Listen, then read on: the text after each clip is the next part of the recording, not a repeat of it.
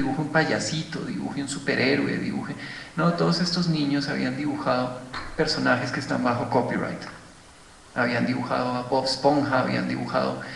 Y esa completa estupidización de la creatividad, en donde los referentes se empiezan a convertir cada vez en menos y en más poquitos, creo que es bien peligrosa. Tenemos más herramientas, pero tenemos menos referentes.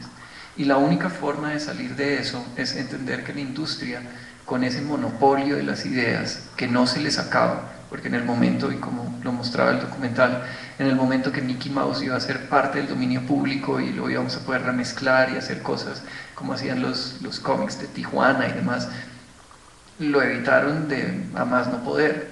Entonces, Simón el Bobito es una de nuestras joyas, que en realidad es una copia de las poesías que estaban y de las fábulas que estaban en su momento muy famosas en Inglaterra. Y crecimos como colombianos creyendo que eso era el gran patrimonio nuestro. Siento que la industria, al acabársele los formatos y las barreras regionales, está entrando en caos y en pánico. Imagínense que cuando aparece YouTube, realmente la primera gran muerte es la de los sistemas de video. Antes teníamos los europeos viendo en PAL y nosotros veíamos en VHTC o como se llama esa cosa. Y de pronto estamos todos viendo lo mismo. Un video de España, de una banda desconocida en Colombia, porque nunca lo habíamos podido ver, ahí está apareciendo. Y lo que le ha dado es la oportunidad a los artistas que quieren de que se reencauchen, de que vuelvan a salir, que se den cuenta que la gente es lo importante. Yo siento que la industria debe darse cuenta que su gran bien son los artistas vivos, vitales y conectados con su público. El que se dé cuenta de eso tiene un seguro futuro muy exitoso. Eso es lo que hace Chucky Town, eso es lo que hace Bomba Estéreo, que no están trabajando con el método de, mira, te vamos a encerrar en esta cajita de cristal y solamente te vamos a llevar a ciertas ciudades, sino hágale. Entonces yo siento que la nueva industria va a ser muy proactiva. Creadores comprometidos con su obra, no el creador pasando por el chequecito cada tanto tiempo. Como lo dice Godard, no hay derechos de autor, hay deberes de autor. Y si uno tiene un personaje, si uno hizo una novela, si uno, debería seguir trabajando en ella, debería seguir trabajando en el universo. El ejemplo, J.K. Rowling. Esa no es una escritora, es una máquina de producción mediática que tiene una pata en el cine, tiene una pata en los videojuegos, tiene otra pata en crear todo ese misterio que ha hecho. Y ahora, cuando ella saca de nuevo sus libros, que todo el mundo los debía tener pirateados en digital, hizo algunos millones de euros en un día. Entonces siento que es un artista comprometido con su obra y una industria comprometida en el artista vivo y vital. Yo preferiría hablar del Estado, del papel del Estado, y en ese caso voy a hablar de Bauwens. Michel Bauwens es un teórico belga que vive en Malasia y tiene pues dentro de su teoría, cuando habla del Estado, habla de una transformación importante que se está dando en el Estado, que está pasando a ser un Estado solidario. Entonces dice, pues, entró en crisis el Estado de bienestar, el Estado que proveía, evidentemente lo ha vendido todo, ya el estado de bienestar en Europa, crisis total, y estamos entrando en un Estado que es un Estado que debería ser, por lo menos, dice él, un Estado solidario, un Estado que deja de estar en un nivel desigual a pasar a ayudar, a apoyar lo que es mala iniciativa, no sé si la palabra sea exacta, privada, pero los individuos actuando en torno al Estado que facilita espacios. En ese sentido, no sé qué tan cierto sea la transformación, pero uno sí ve que ese mecanismo de horizontalidad lo da tanto la arquitectura de Internet, permeada fuertemente por la propia arquitectura del software libre, por las lógicas del software libre, de compartir, de lo abierto, que distribuye y que están permeando otras capas sociales, llegando evidentemente al tema político, el 15M, la primavera árabe, toda esta historia es una forma social de utilizar lógicas de arquitectura que están en estas otras capas de hardware, de software, de toda esta historia. Y si eso llega a permear también el Estado, sería interesantísimo.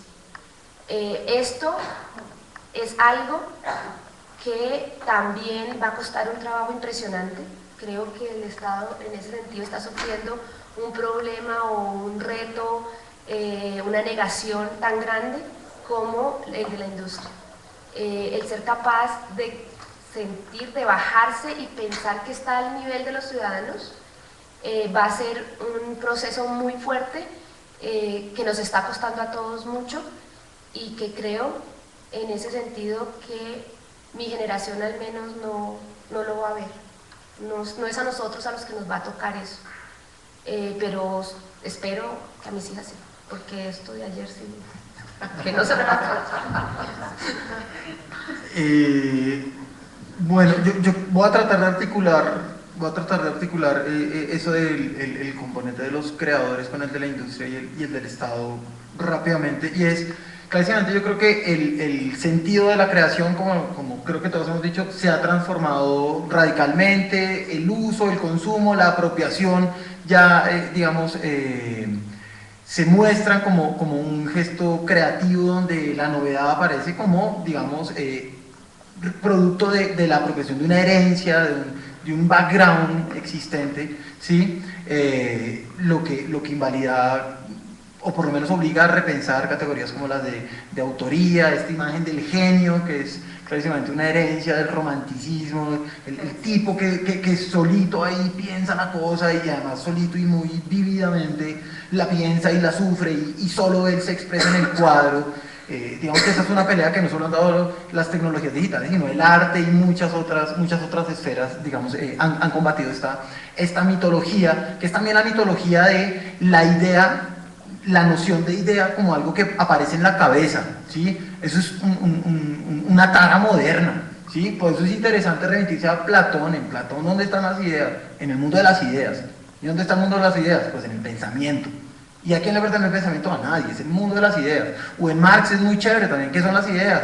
Son legados históricos, ¿sí? Y de alguna u otra manera pensar es instalarse en la historia y en el flujo de la historia, ¿sí? Y hacer uso de las máquinas, de los dispositivos, es estar en el flujo de la historia pensando en la historia y no desde la cabeza de alguien. De alguna u otra manera creo yo que ese es el presupuesto que sostiene decisiones arbitrarias como la de ayer, ¿sí? Suponer que hay alguien que solito desde la nada, como en el espacio en blanco del cerebro o algo así, crea milagrosamente, lo cual es una abstracción, creo yo, bastante inconsecuente.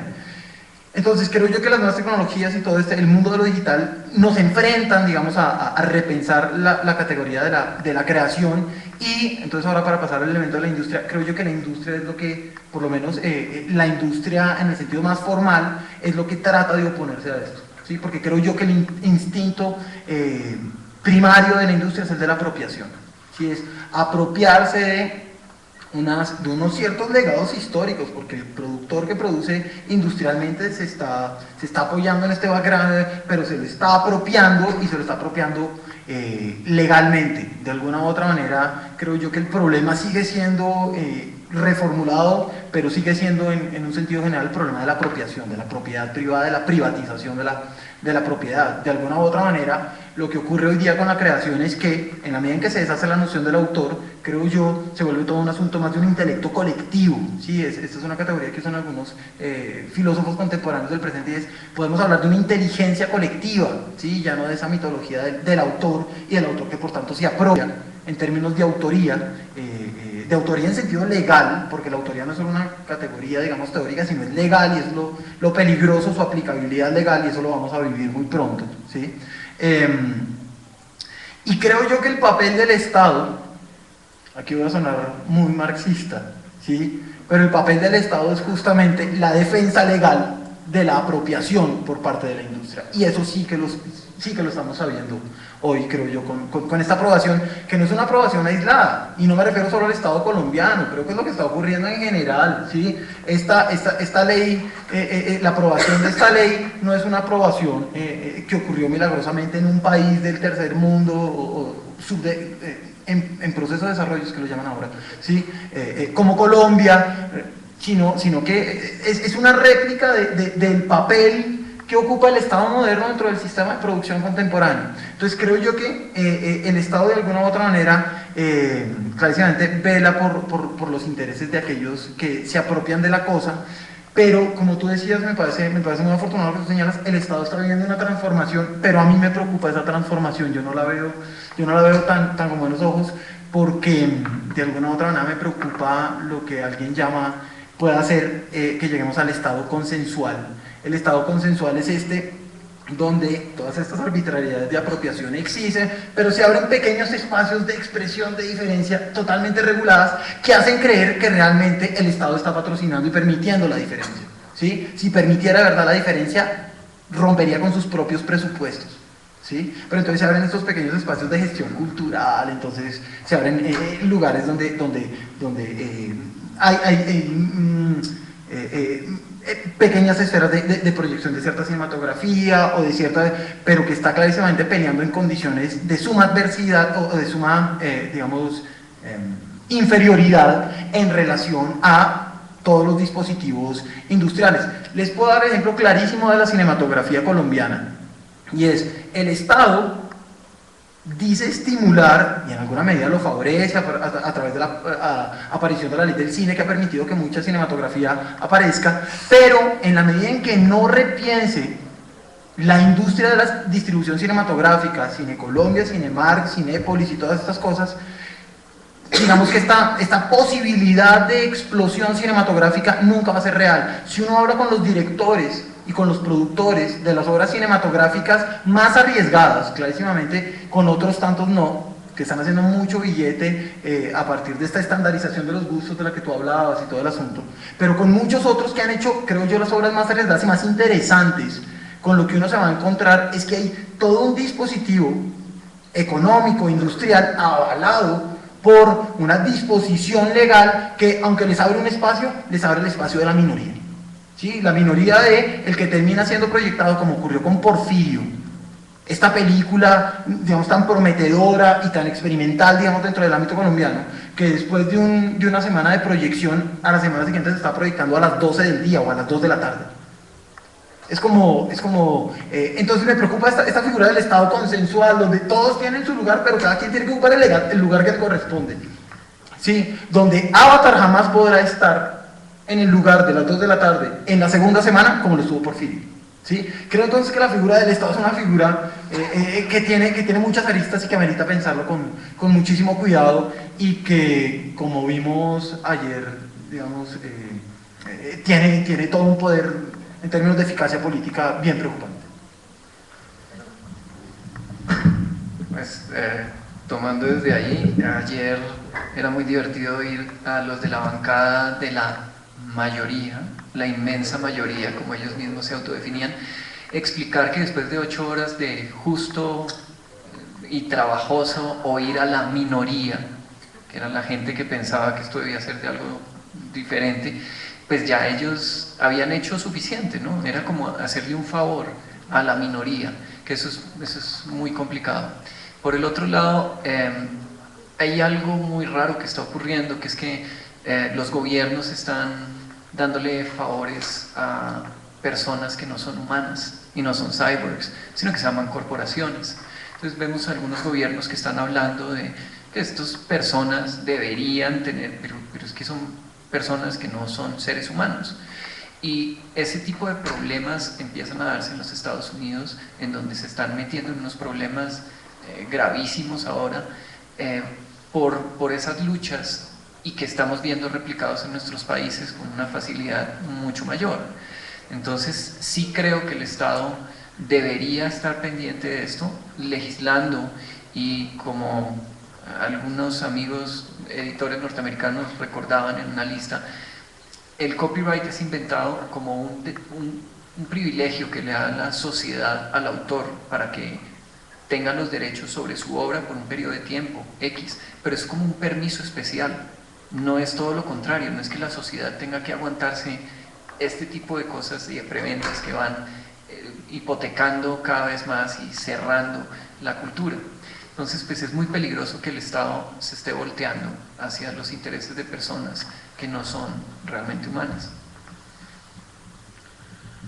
Sí, además, me gustaría también aquí introducir el concepto de soberanía, ¿no? Porque ayer se aprobó aquí, hubo el trámite parlamentario de la ley Lleras esta. En España, hace unos meses ya, se aprobó la ley Sinde, que es nuestra versión de la ley Lleras. Está funcionando desde el 1 de marzo. Ha habido una serie de denuncias, todavía no ha pasado nada porque no se atreven, porque está mal hecha. Pero bueno, en España pasó una cosa muy curiosa y que habría que preguntarse aquí para quién se está legislando también esta ley Lleras, ¿no? Y fueron los cables de Wikileaks. Cuando se publicaron los cables de Wikileaks, los primeros, en España pudimos comprobar cómo todo el diseño y el time plan, o sea, el calendario, todo el diseño, todo el calendario de la implementación de la ley Sinde estaba diseñada por las majors norteamericanas. O sea, pudimos comprobar ahí cómo venían a España, se reunían con unos, se reunían con otros, el embajador. Era impresionante. Entonces vimos documentalmente cómo nuestro gobierno estaba haciendo unas leyes para beneficio de unas grandes corporaciones extranjeras. Entonces también es súper importante porque la ley Lleras y la ley Sinde, que en teoría dicen que es para proteger la creación intelectual, los derechos de autor, bueno, pero ¿de los artistas colombianos o de los norteamericanos? Entonces, pues, sería muy interesante, ¿no? Aparte de lo que tú dices, de defender a esas corporaciones que son esos entes. ¿Quién coño es una corporación? Pero son corporaciones de aquí, por lo menos, gente que paga impuestos, gente que hace país con nosotros, o son los americanos, ¿no? Y ya os digo que nosotros en España lo tenemos documentalmente claro, que ha sido vergonzoso para el Estado, o sea, ha sido... no sé, fue muy curioso porque era como súper claro, ¿no? Podías comprobar todas las declaraciones de esta gente con la realidad que tenemos creado Wikileaks. Entonces veías cómo también estaban mintiendo y cómo trabajaban literalmente de esbirros de la MPA, la RIA y bueno, todas estas grandes corporaciones, ¿no? Entonces yo vosotros añadiría ese pequeño matiz y yo me preguntaría eso, ¿no? Esta ley Lleras, ¿qué pasaron ayer? La ley Lleras 2, esta, ¿para quién es? Yo lo dejo ahí. Ayer era divertido cómo citaban a Escalona todo el tiempo y el ponente nunca citó a alguien como Chucky Town o como Bomba Estéreo, que son más cercanos y reales.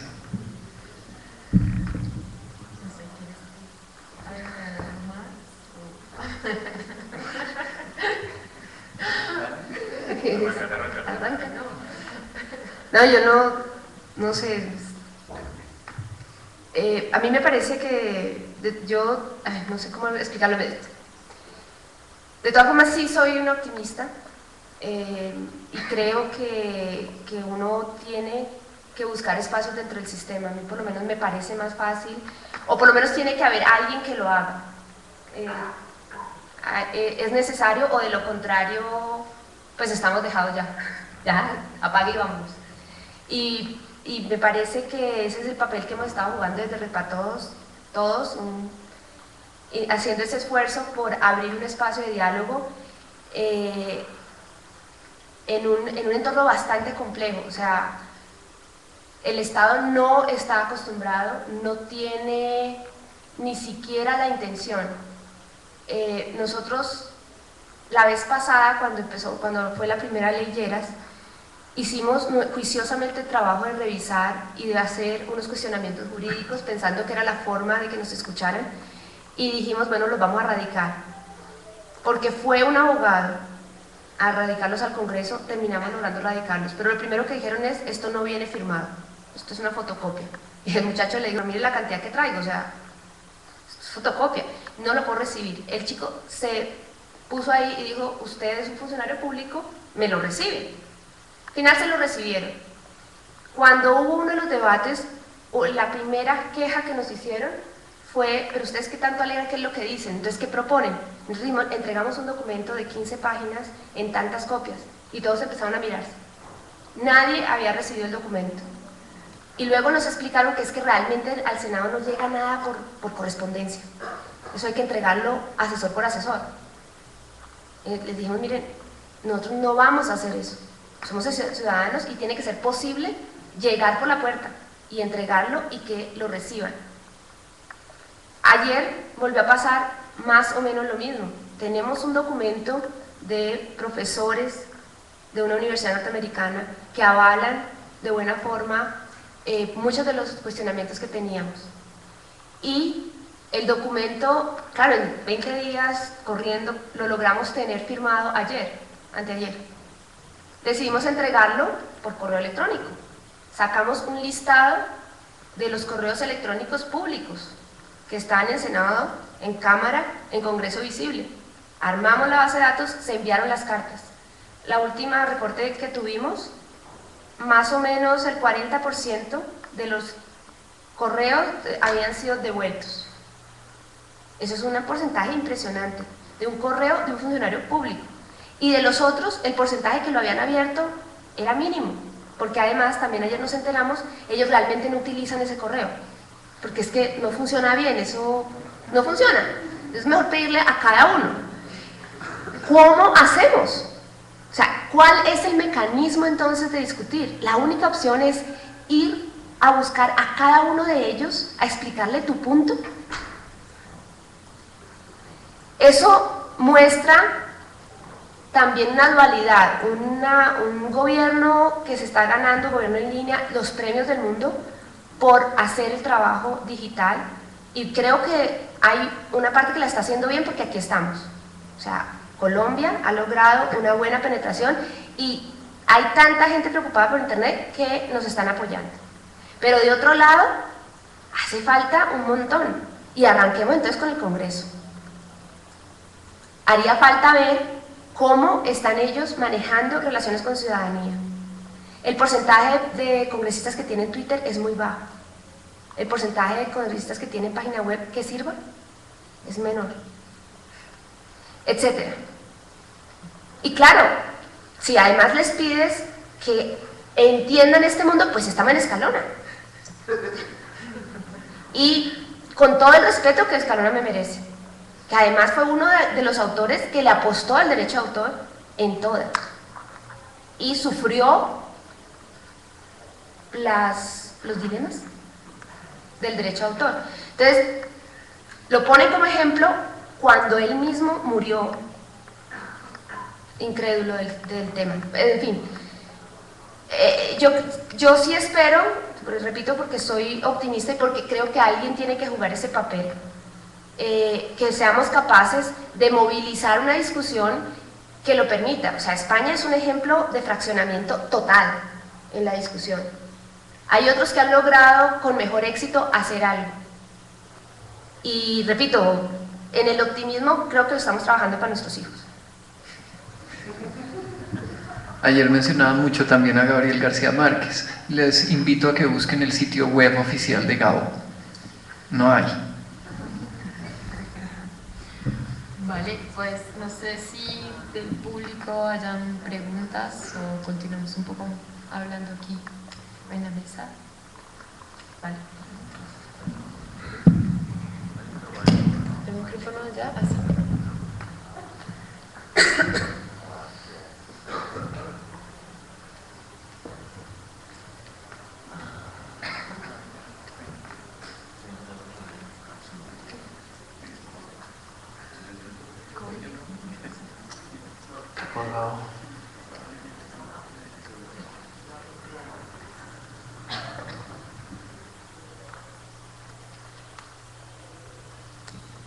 Estefan, ¿qué tan difícil fue la negociación con Televisión Española para que pudieran publicar el documental como Creative Commons? Bueno, ponte cómodo. Sí, una cosa importante es que Copia de Maldito fue la primera coproducción que hubo en España de una televisión pública o de cualquier televisión con una licencia que no fuera copyright, ¿no? Entonces, en Televisión Española no sabían de qué les estábamos hablando. O sea, nosotros tuvimos la suerte de encontrar con un productor ejecutivo que es la persona que apostó por este proyecto, que tenía cierta sensibilidad por estos temas y que se arriesgó, pero claro, tú con él, digamos que él te aprobaba el proyecto, pero tú después lo tenías que llevar con otro productor y después el contrato lo llevaba el equipo jurídico y después había otro que no sé qué, como un ministerio, ¿no? Yo me acuerdo de verdad de estas conversaciones por teléfono. No, que es que lo vamos a hacer en Creative Commons, no sé qué. Y que te digan, ¿Creative qué? Entonces tuvimos que hacer una labor didáctica bastante fuerte, ¿no? De explicarle de qué es lo que era, de qué, bueno, de qué beneficio les podía traer a ellos, de qué... Y una serie de líos. Para decirte la verdad también, aprovechamos mucho el silencio administrativo, ¿no? La producción de este documental ocurrió durante una serie de cambios estructurales muy grandes en Televisión Española. De hecho, el documental lo comisionó un canal que se iba a llamar Canal Cultura, que iba a ser un canal más de TDT de Televisión Española, que nunca llegó a nacer. Y bueno, iba como cambiando el personal. Yo mandaba emails, decía cosas, nadie contestaba y yo seguía. Entonces, bueno, fue una perla, como te digo, de una persona poderosa, ¿no?, que encargó el proyecto, digamos, ¿no?, y que sí comprendía el paradigma, ¿no?, y quería experimentar en esto de la licencia libre, le parecía bien, y una labor didáctica que tuvimos que hacer y una política de hechos consumados, ¿no? Fue complicado, no se ha vuelto a repetir, yo no sé de otras cosas que hayan pasado. Hay cosas bonitas, ¿no? Yo sé que hay otra gente que ha conseguido en Televisión de Cataluña, en una televisión autonómica grande, también, no era una coproducción en este caso, era una precompra, o sea, estaba acabada la película, pero también con una licencia de este tipo. Curiosamente esa gente me dijo, me dicen los productores de TV3, de la televisión catalana, que muy bien, pero que le dejemos ya en paz y sobre todo que no lo contemos por ahí, que si no quiere todo el mundo. Pues claro que quiere todo el mundo, Otra cosa también que me consta es que en las comisiones de Televisión Española, donde deciden financiar este tipo de proyectos, que se reúnen varias veces al año, reciben alrededor de 100 proyectos, desde entonces, en cada convocatoria, hay una serie de proyectos que vienen con una propuesta de una licencia de este tipo. Y es muy sencillo, porque una licencia de este tipo, para el 99% de los autores, es beneficiosa. O sea, todos los autores y todos los productores queremos que nuestras películas se vean, queremos que se muevan, queremos venir a Bogotá. Entonces, queremos usar Creative Commons. Pero de momento no ha vuelto a pasar, ¿no? Entonces ya te digo, fue unas circunstancias muy especiales, pero todo empezó realmente con que el productor, o sea, el coproductor de televisión comprendió el experimento y se atrevió, ¿no? Y también se lo jugó mucho porque no sabíamos qué iba a pasar, ¿no? Yo pongo un pequeño ejemplo y ya me callo, ¿no? En la película es cronológica y veis como casi al final ya conseguimos esa cita con ese señor de las GAE, que es la entidad de gestión que nos da el permiso verbal para poder usar la música. Bueno, pues nosotros cuando estábamos acabando la película, de hecho ya estaba prácticamente editado, nosotros la película no íbamos a poder subirla a internet, no podíamos subir la música a internet, no teníamos permiso. ¿Qué pensábamos hacer nosotros? Pues pensábamos emitir la película normalmente, porque para eso sí teníamos todos los permisos, pero la versión de internet íbamos a quitar la música, en todos los pasajes de la música poner un cartel rojo, así, que explicara por qué no había música. Bueno, pues había un productor de Televisión Española que estaba dispuesto a estas cosas, ¿no? Ahora lo que hace falta es meter el pie en la puerta y seguir empujando, exigirle, como ya se ha hablado aquí, ¿no?, de Televisión Española, una televisión pública, produce con el dinero de todos nosotros y tenemos que obligarles, tenemos que invitarles y después obligarles a que usen este tipo de licencias y a que nos devuelvan las películas, ¿no?, y las producciones que hagan, ¿no? Así que bueno, yo espero que vuelva a pasar. Vamos a ver qué pasa. Ahora es un momento en España bastante crítico, en el sentido que con la crisis económica toda la producción cultural, todo tipo de subvenciones y también las grandes televisiones públicas están más bien mal. Y vamos a ver qué pasa, pero bueno, seguiremos ahí insistiendo.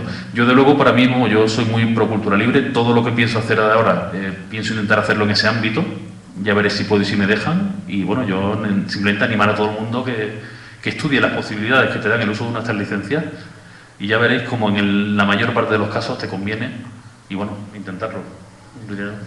Yo quería hacerte una contrapregunta sobre el tema. Resulta que tú liberaste el documental y aparte cada una de las entrevistas que de pronto tienes en el documental 10 segundos, 1 minuto y medio, y tú tienes 45, 1 hora.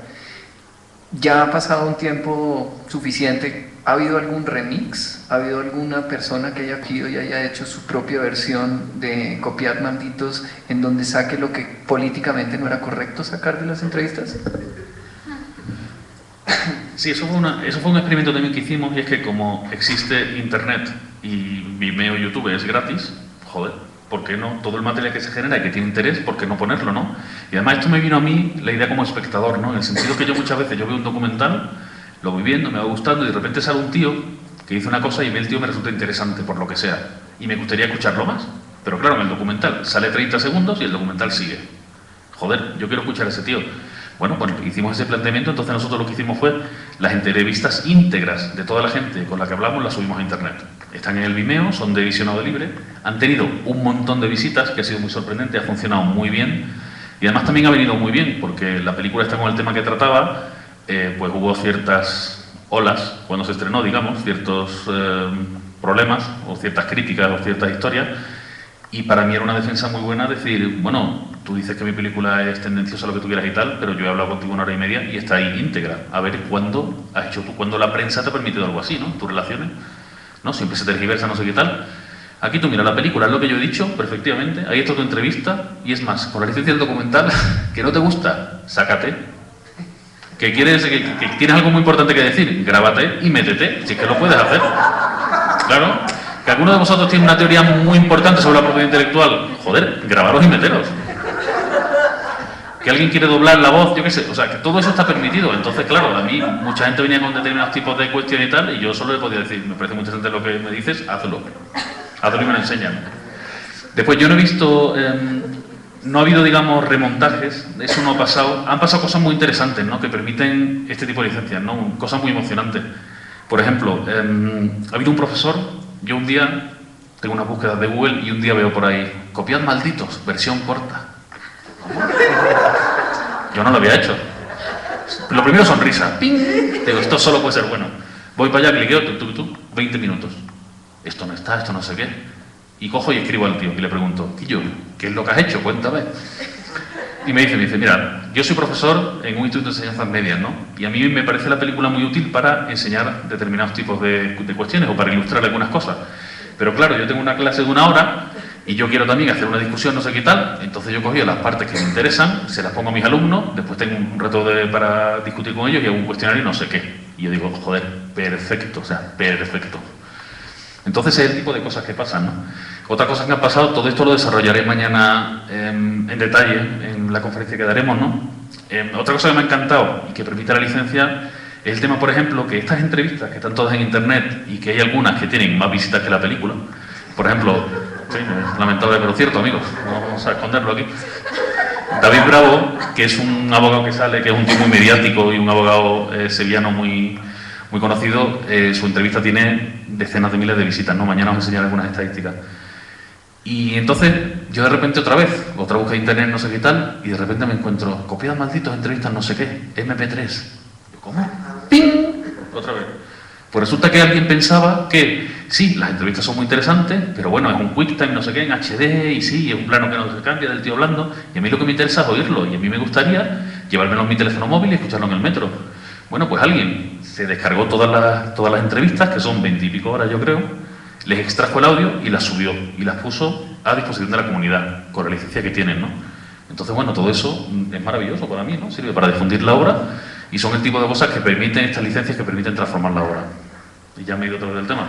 Y las estás poniendo dentro de un repositorio, o sea, la gente puede encontrarlas fácilmente. Sí, ahora mismo yo no sé, debe estar linkada desde copiasmaldito.net de la web nuestra, pero cualquier búsqueda de Google te da, y es una plataforma que se llama iVoox, y allí tienes los MP3, te los descargas, te los llevas, y el proyecto que estamos haciendo nosotros ahora, 15m.cc, y perdonad el spam, pero es relevante, nosotros todas las entrevistas que estamos haciendo las ponemos directamente a disposición de todo el mundo. En Copiado Maldito lo hicimos después del estreno, pero ahora lo hacemos como ya. Estamos haciendo la película durante un año, vamos muy lentos, pero las entrevistas que hacemos, que son 30 entrevistas, otra vez entre 40 minutos y 2 horas, están todas en internet, con una licencia de Creative Commons, atribución, compartir igual, y quien quiera las puede usar, ¿no? Y también hemos hecho lo del audio. También ha habido gente que nos lo ha pedido y entonces también está disponible, ¿no? Y la verdad que es una cosa que funciona muy bien. Si aquí bueno, hay un compañero documentalista, si hay más gente que se dedica al documental, se dará cuenta lo bueno que es eso para la difusión de tu obra, ¿no? Porque es que nosotros, los documentalistas en particular, pero todo el mundo que haga algo en general, lo que queremos es que la cosa se vea y la cosa se difunda, ¿no? Entonces todo esto, toda esta transformación de la obra, pues ayuda a ello. Vale, seguimos con la otra pregunta del público. Tenemos adelante primero y después allá primero.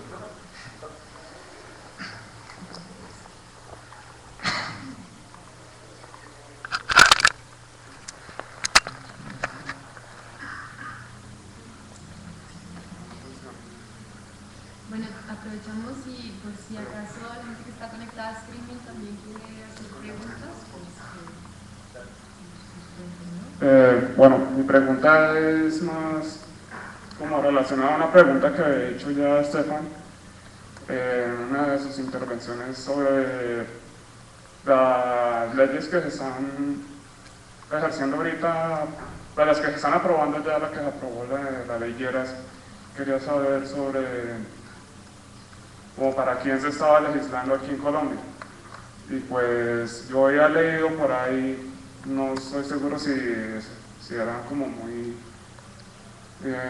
fiel la fuente, de que en un parágrafo de la ley Lleras, pues de la ley que metieron ahí, la 201, que la producción colombiana, televisión colombiana, cine colombiano, se iba a reducir a un 30% para darle espacio a producciones extranjeras.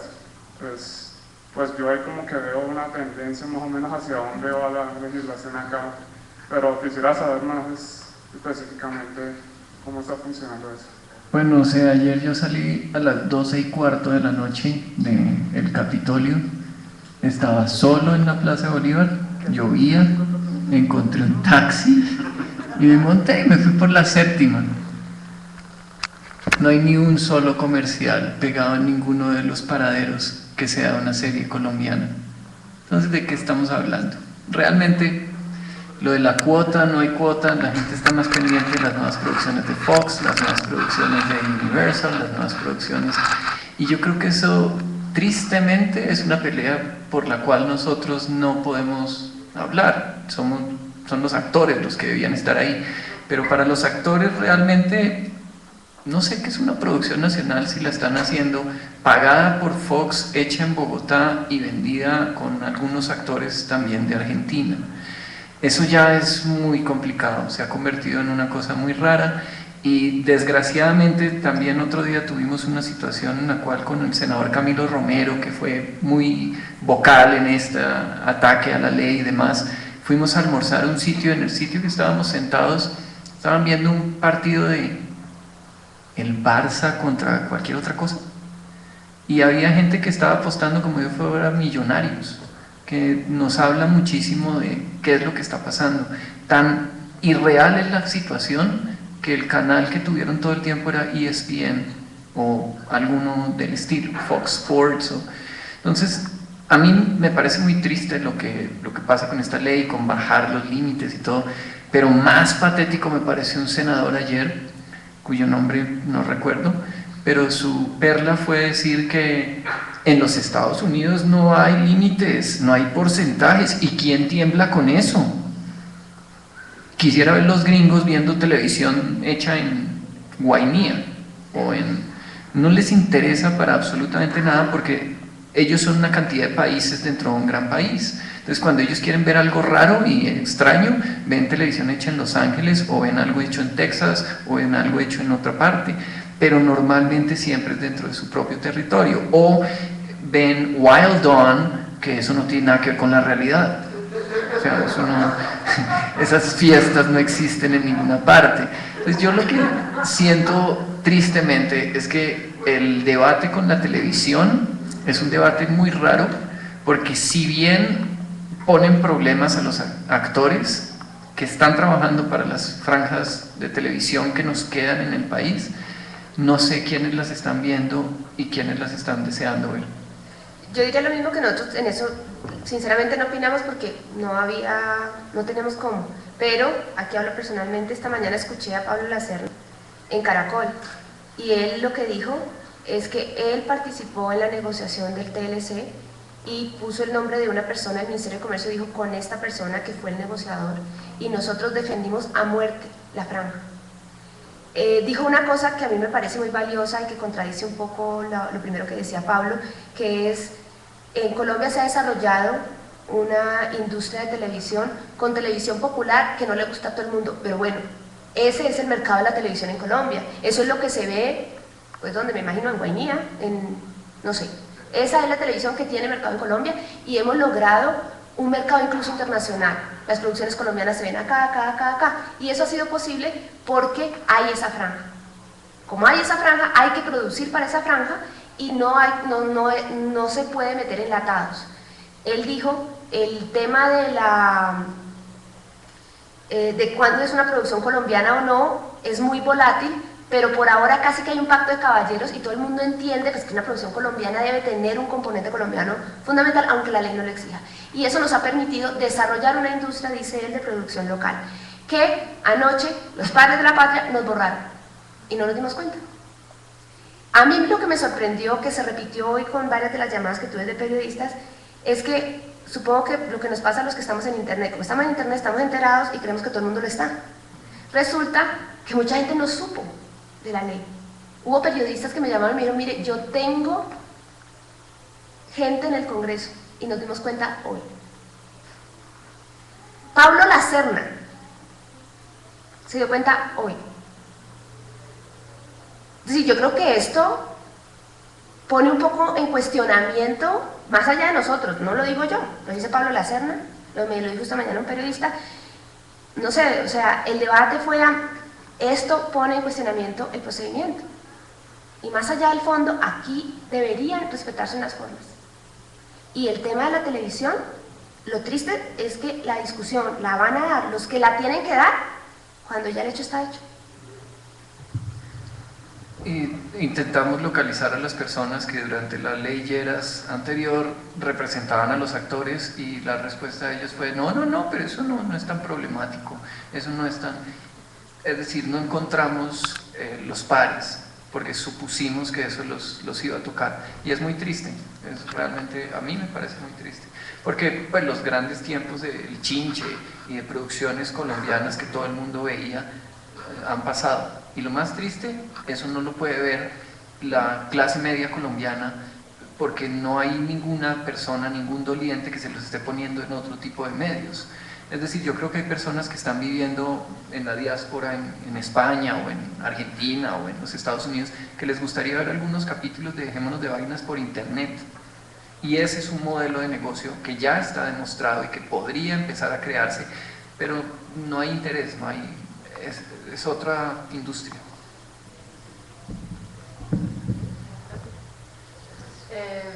Pero sí, no, tú ya no vas a... Una pregunta desde Twitter. ¿Desde Twitter? Pero una pregunta, habíamos pedido preguntas de los que están conectados y a streaming y después seguimos con el público, ¿vale?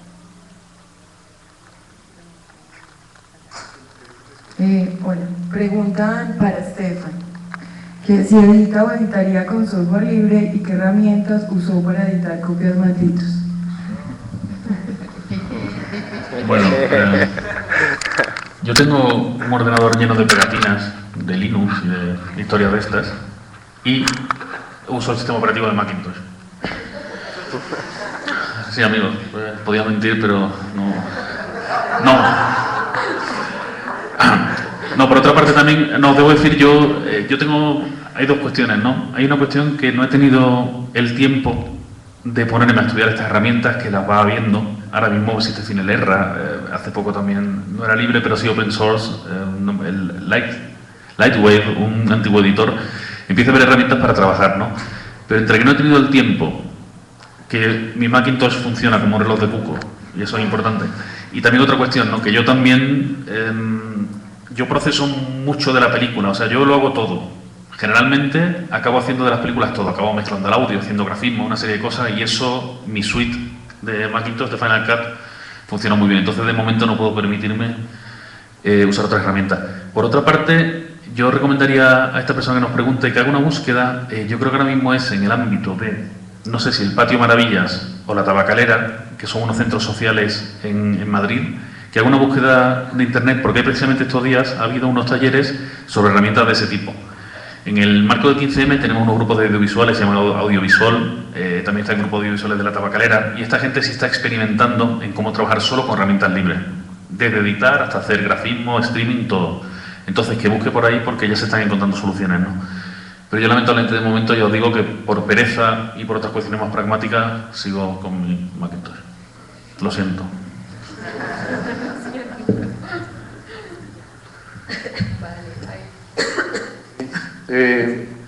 Un autor decía que Internet era una máquina post-apocalíptica, que no fuera a representarse como Terminator.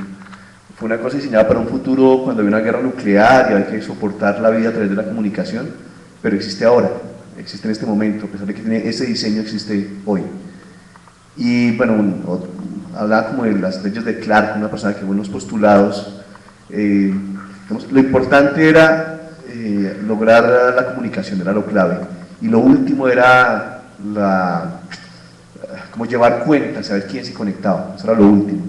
Él dice que el orden importa, porque los mismos postulados en orden diferente configuran una red distinta. Y lo que estamos viendo es que los poderes establecidos, por ejemplo, los monopolios de las industrias de distribución de contenidos culturales, o por ejemplo el gobierno, intentan luchar contra Internet como está concebida y cambiar el orden.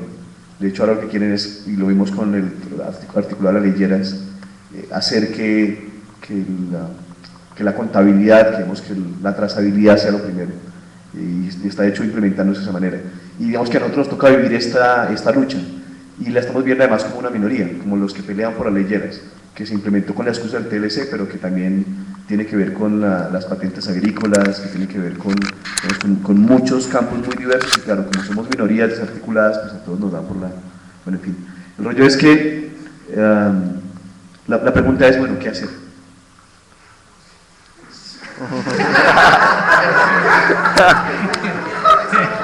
Vamos a apagar las luces y nos vamos.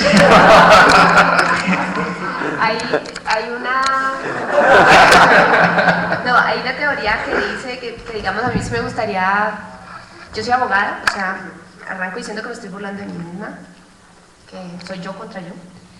Hay una teoría que ahorita, yo además soy malísima para acordarme de los nombres, de las palabras exactas, entonces más o menos voy a contar la historia, pero que dice que hay un problema cuando se sobreregula, y es aplicar la regulación, que eso genera tanto problema como lo contrario, y es tan fácil de explicar como una operación tortuga en un aeropuerto. Es complicadísimo enfrentar por la institución una operación tortuga, porque lo que están haciendo las personas es aplicando el reglamento. Es decir, el controlador de vuelo no puede trabajar más de 6 horas porque está comprobado que después de 6 horas está cansado y entonces puede cometer errores. Luego cada 6 horas hay que cambiarlo, pero lo cierto es que la gente llega tarde, se enferma, y trabajan más de 6 horas. Entonces cuando hacen operación de tortuga es que 6 horas se para y se va. Y si no hay controlador de vuelo, ¿quién sabe quién mete el avión? Lo mismo en todas las otras pequeñas operaciones del aeropuerto. Si se aplica operación tortuga, significa operación reglamento. Es aplique la ley así. Y si la aplica, no funciona. Luego, cuando apliquen la ley de ayer, que no es exactamente la ley Lleras, porque ya sabemos que contenidos, ¿no?, es diferente, esta es la otra, si la aplican, pues sencillamente no va a funcionar, porque si prohíben la memoria temporal, pues lo primero que va a tener que hacer el Ministerio de Comunicaciones es apagar Internet en Colombia, porque no puede funcionar Internet. Si aplican las penas que ya existen desde el 2006 y estamos en el 2012, o sea, todavía no la han aplicado al nivel que se convierta en un problema social, porque si no ya sería un problema social. Luego, aplicar la ley como está escrita va a convertir esto verdaderamente en un problema social. Entonces yo creo que no es que de ayer a hoy nos vamos a meter en problemas. Internet continúa, en eso tiene razón el gobierno, va a ser complicadísimo frenarlo, pero lo cierto es que nos van cambiando el paisaje y eso sucede con el tiempo, y por eso yo sí creo que nosotros tenemos una función que está en lo mismo que hizo el software libre, digamos, que es hackear el sistema, es entrar y empezar a convertirse en el tema de decir, bueno, pero es que dentro de, aquí también hay una cosa legal, las excepciones, aquí, y empezar a recordarles y recordarles y recordarles y recordarles, y uno lo que empieza a ver es que los Alex Iglesias no son la excepción. Cuando tú empiezas a hacer caer en cuenta y hacer caer en cuenta y hacer caer en cuenta, empiezan varios a aparecer. Les cuento, porque no voy a decir ningún nombre, pero me he sorprendido de más de un correo electrónico en que me ayudan. Porque... Viniendo del enemigo. Me ayudan. sin saber. Alguien me ayuda. Entonces yo creo que hay una posibilidad que está ahí. Bueno, ya esto se puso, hay un Dios al parecer que le ayuda. Y como que Carolina se comunica, pues podemos crear una religión, ¿no? No, pero es interesante ver la historia. Yo creo que uno tiene que ver la historia, ¿no? Y es divertido sentir cómo estas industrias que hoy están jalándose los pelos y viendo a ver cómo es que detenemos a esta gente, que mis contenidos no salgan y todo, son las industrias que, por ejemplo, Carl Laemmle era un señor que a principios del siglo XX, él era un muchacho que vivía en New Jersey y él hacía películas y le pareció que él no tenía que pagarle al señor Edison esos derechos que él pedía, olvídela, no pipoca cuento de qué. Y Laemmle, hagan de cuenta, era un gordito simpático como otro que está ahora por ahí, .com, y a Laemmle lo demandó Edison 290 veces en el estado de New Jersey. Así es que él lo que decidió hacer fue retirarse elegantemente de New Jersey con otros amigos piratas, que así es como los llamaba Edison, un tal William Talbot Fox y otro señor, y se van para un pueblito lejano que era Los Ángeles, en donde no llegaban tan rápidamente, y ahí fundan un pueblo llamado Hollywood.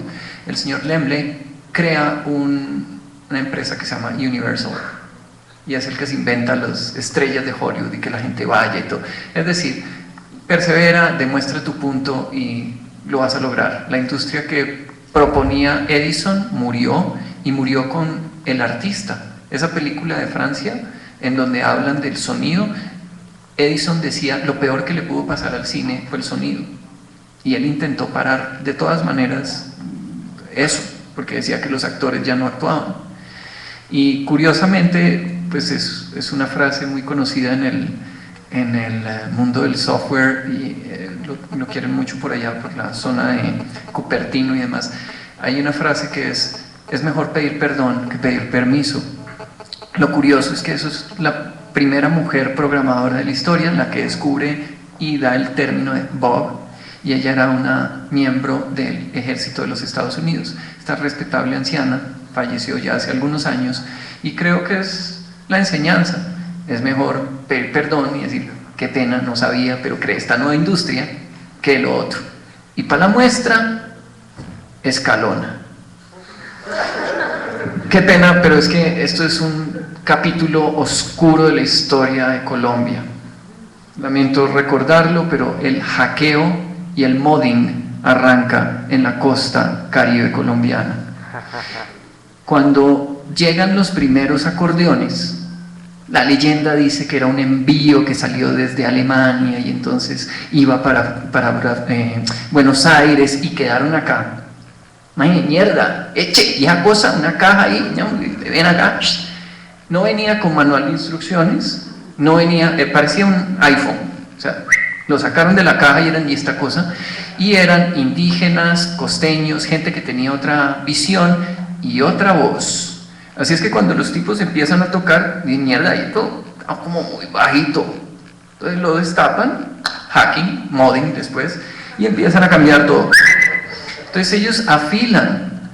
No se le pidió permiso a la Horner, no se le pidió permiso a nadie, y por eso es que los berracos senadores pueden hablar de la industria del vallenato, porque acá hackearon esas máquinas para crear música que salía. Eso lo cuenta un tal Gabriel García Márquez, y lo cuenta en sus crónicas cuando era periodista, y lo cuenta una cantidad de gente. Entonces lo interesante es que ese modding y ese hacking ahora, desde Hochner, ellos generan acordeones ajustados para otro tipo de música, y sacan un acordeón muy bonito que se llama el acordeón rey del vallenato, y el compadre, y otras cosas que vienen en colores rojos y en una cantidad de cosas que son rarísimas. De hecho hay un video en YouTube, por favor búsquenlo, en donde dice, ya no tiene usted que perforar para cambiar el teclado, con una llavecita ahí puede quitarlo y lo puede cambiar. Y uno dice, pero entonces la industria tradicional, después de mucho hacking, modding y no pedir permiso y darse cuenta que las cosas pueden ser diferentes, acepta eso y lo mete dentro de. Entonces yo creo que eso es lo que nos queda.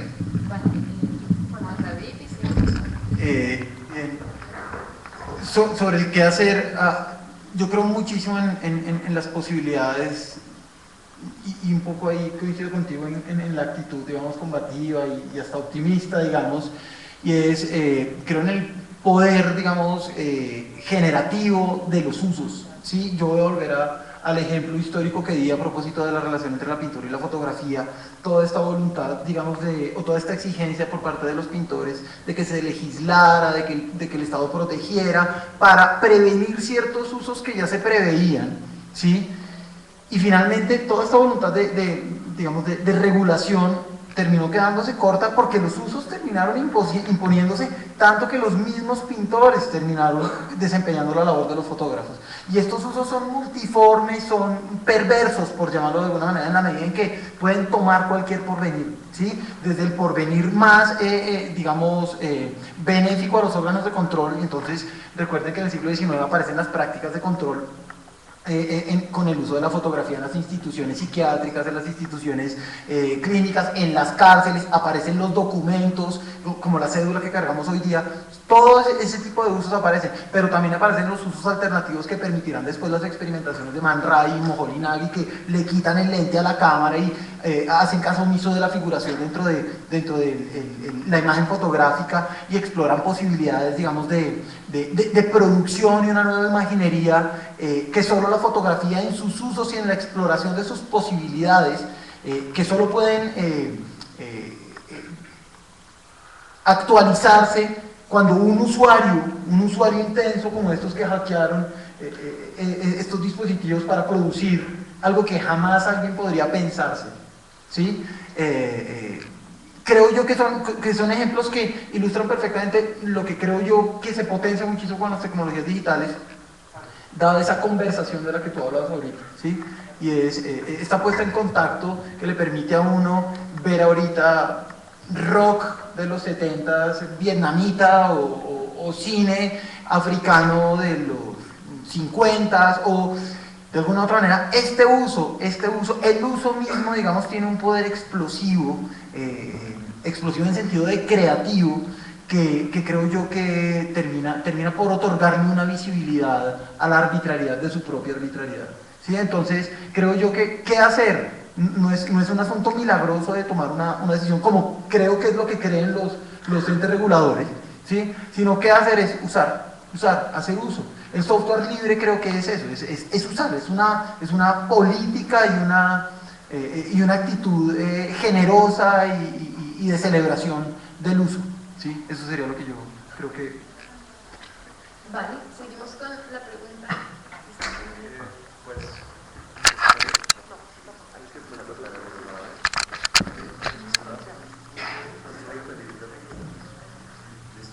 Ok.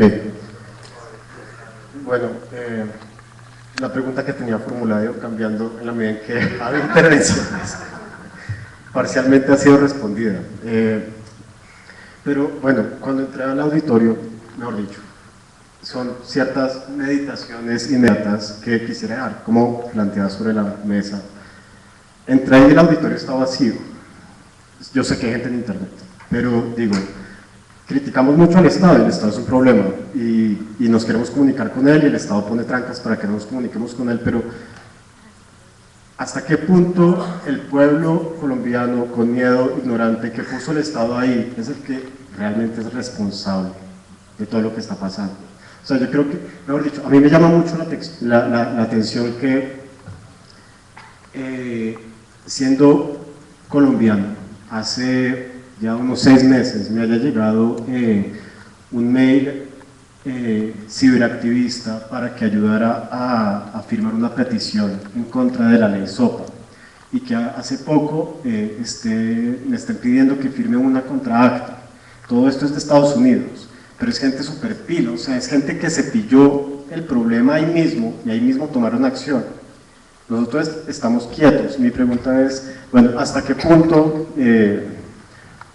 es ignorancia, pereza, o hasta qué punto es, de pronto, retomando lo que decía Juan David, hasta qué punto es relajados, pónganos las leyeras y vamos a seguir usando todo lo que hemos seguido usando todo este tiempo, y esa es, digamos, de pronto la actitud presente del colombiano. No, es que Estados Unidos no está reaccionando, o en Estados Unidos no se está reaccionando ahorita porque, otra vez por obra de gracia, en Estados Unidos la Digital Millennium Copyright Act es de 1998. El tema que cuentas de Mickey Mouse fue en 1998 cuando expiró la ley. Es decir, Electronic Field Foundation funciona hace años en Estados Unidos. Ellos ya tienen callo y la capacidad la han desarrollado a pulso. Además, pues la cantidad de usuarios en Estados Unidos de industria que ya se ha desarrollado es brutal. Luego, digamos, ya aquí ya hay un desarrollo, lo que yo te decía hace un rato, de que vamos bien en términos de que ya hay un número de usuarios que nos está apoyando, es a eso. Aquí ya al menos tenemos el caldo de cultivo. Lo hablo en lo que es mi experiencia personal.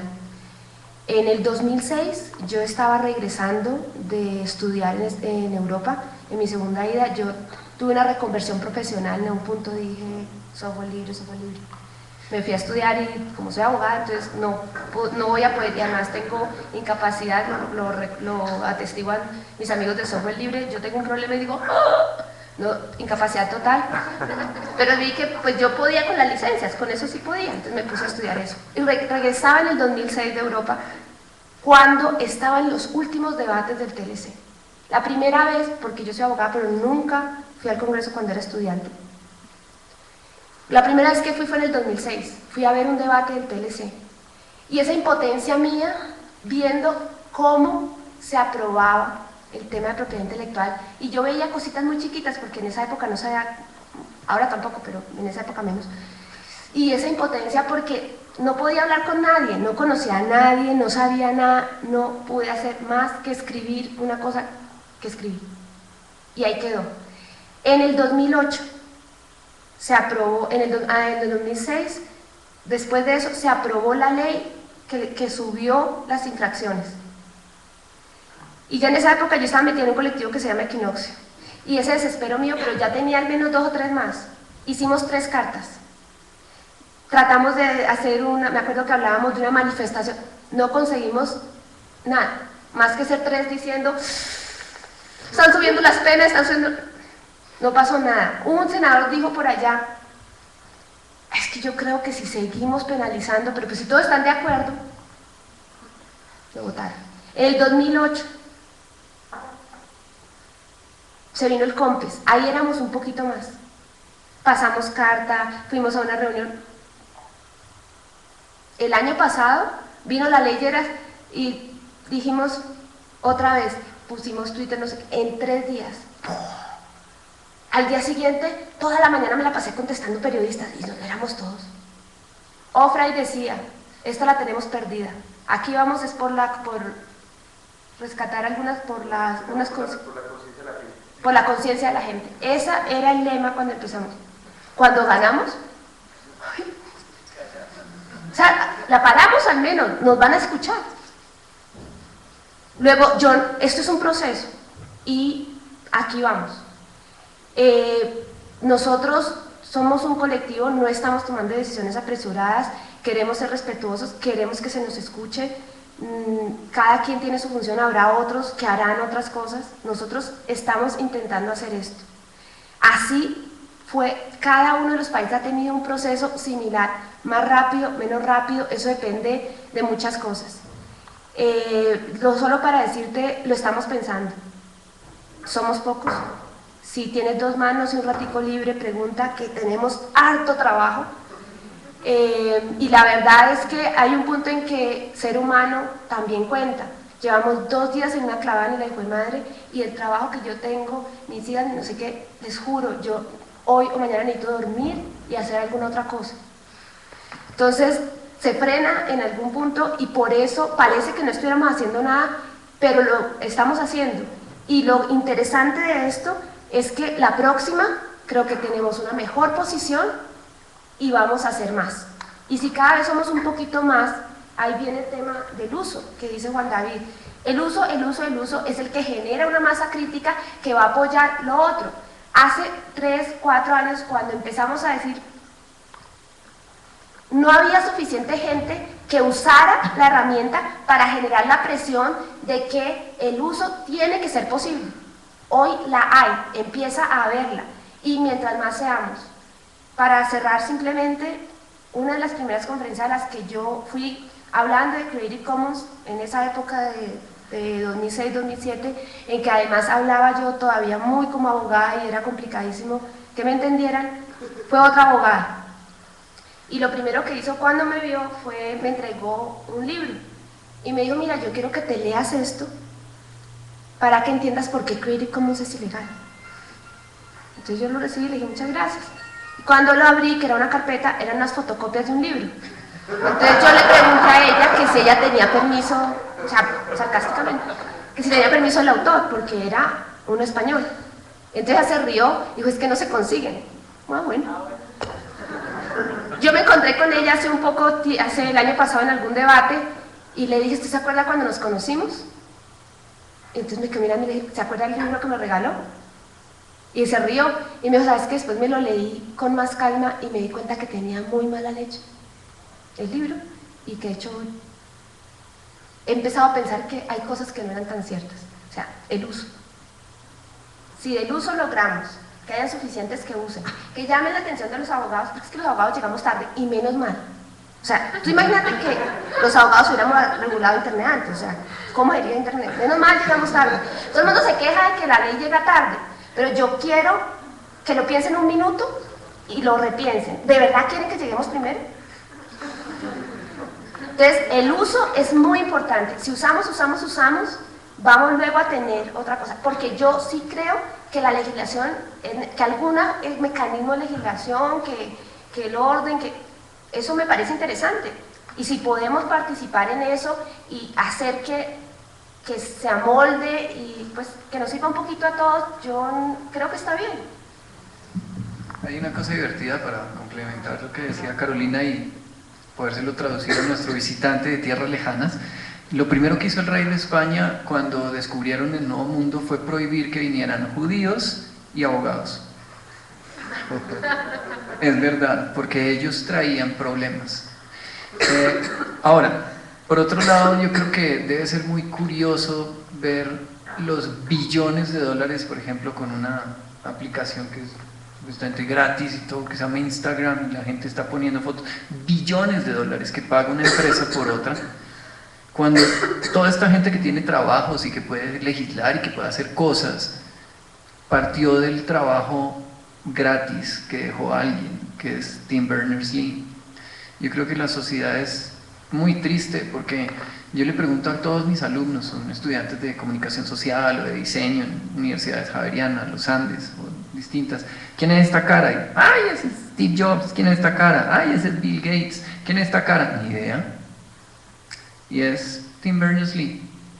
O sea, todo lo que está pasando ahorita, todo lo que nosotros podemos discutir es el regalo de una persona que considero que no debía patentar. Y me parece muy triste cuando aparecen legislaciones que patentan lo impatentable, que cierran lo...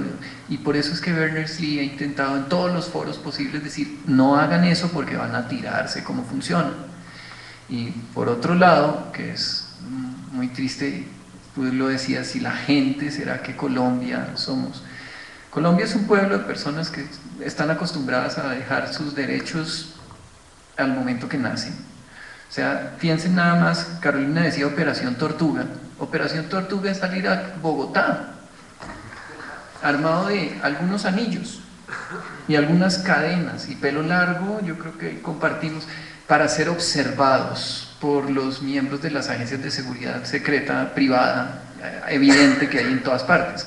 O sea, cuando uno empieza a ver que el señor del supermercado lo está siguiendo a uno, bueno, ya sabe, ¿no? A ti te debe pasar, ¿no? Normalmente viene con el pelo largo y el arete. Y cuando ven la calavera, mejor dicho, ayer en el Senado había uno que le comentaba al otro, mire el que está allá. Uy, eso de ser los usuarios. Y yo, claro, el anillo y las cosas estas. Pero lo que es divertido es que estamos acostumbrados a dejar tanto nuestros derechos que no nos damos cuenta que Zuckerberg no es el malo de la película. O sea, ¿por qué en Colombia no tenemos ese tipo de creación? Es algo que es curioso. la gente dice, ay no, es que yo no quiero que mi vida sea pública, que estemos en Facebook, que todo el mundo se entere de mi vida. Bueno, pues entonces pidan la minuta del tipo de seguridad de su edificio, para que vean cómo todos los nombres de las niñas que pernoctan con ustedes quedan ahí. El taxi en el que ella llegó o en el que ella se fue queda anotado. Y yo le decía a un tipo, a uno de estos de seguridad, le decía, oye, ¿para qué anota eso? Ah, es que toca, don Pablo, usted sabe, son las normas, ¿no? Y aparte tenemos cámaras, y aparte tenemos... Entonces, cuando la gente no entiende, dice, ay, eso es para nuestra mejoría, eso es para nuestro bien, es que nos toca. Entonces uno llega a cualquier sitio y piénsenlo, ¿cuándo, en qué parte del mundo el portero del edificio le dice, ¿en qué le ayudo? El portero. Y uno, pero la señorita allá dice recepción, yo voy a hablar con ella, pero es que desde el principio en todas las entidades eso pasa y es algo que nos dejamos hacer. Entonces sí siento que es un desconocimiento, pero es un desconocimiento no tanto de qué, sino de nuestros derechos. Nosotros tenemos derecho a ciertas cosas privadas. Uno de los grandes problemas que yo tuve y que me hizo notar, oiga, esto de la propiedad intelectual está un poco exagerado, fue el día que me detienen en un concierto de los Pet Shop Boys en los Estados Unidos. Yo soy mega fan de los Pet Shop Boys, straight por si acaso, ¿no? Y después, ¡ay! Bueno, eso es una línea de conquista en los Estados Unidos, pero resulta que yo estaba en un concierto en Nueva York y veo que, pues, eso, la gente ahí parada y los Pet Shop Boys cantando. Y de pronto yo muy tímidamente, porque vi que otras personas lo hacían, saqué mi cámara y filmé un pedacito de una canción que me gustaba, cualquiera. Y entonces los tipos la filman todo. Y después tengo un segundo concierto en el mismo tour de los Pet Shop Boys. Y yo, pues ya sabiendo cuál era la que seguía, saco la cámara, hago así, llega un tipo y me coge, y yo, ¿qué pasó? Diciendo, se sale y se va con la policía y me entrega su cámara. Y yo, ¿cómo así? No, es que usted lo que estaba haciendo era un bootleg. Y le digo, no, yo estaba filmando acá, pues igual que hice en el otro concierto. Entonces me llaman al manager de los Pet Shop Boys, yo mega fan, yo era como, sálveme, ¿no? Sálveme, porque pues cómo hacía este tipo abusando acá. Y me dice, no, es que eso, cada estado acá tienen unas leyes distintas y entonces acá eso es un bootleg. Y yo, ok. Entonces me dice, bueno, como usted es visitante y es extranjero, no se lo van a llevar, puede entrar de nuevo al concierto. Me quitó la batería de la cámara y me quitó el cassette. En el cassette había 30 segundos, un minuto de ese concierto, y había una canción anterior, pero estaba el último cumpleaños de mi papá, que fue el último porque se murió. O sea, tenía todo mi viaje y tenía eso y 30 segundos de los Pet Shop Boys. Y eso valió para que yo tuviera que entregar todo lo demás. Es decir, mi derecho de guardar mis memorias, mi creatividad, empezó a... porque los 30 segundos de una canción que todo el mundo puede tener ahora y que ahora ya nadie en un concierto, ningún artista va a decir, ay, usted sacó un celular, dejó de cantar, que eso lo hacía Prince en determinado momento. Eso ya no está pasando, pero es ridículo. Entonces mis derechos pueden ser violentados, entonces por eso pueden revisar un disco duro y pueden encontrar una cantidad de fotografías que son privadas, pero no, tenemos que pelear por ello. Entonces yo sí creo que falta muchísima educación y sobre todo que las academias, los colegios empiecen a hablar de eso, de cuáles son nuestros derechos digitales.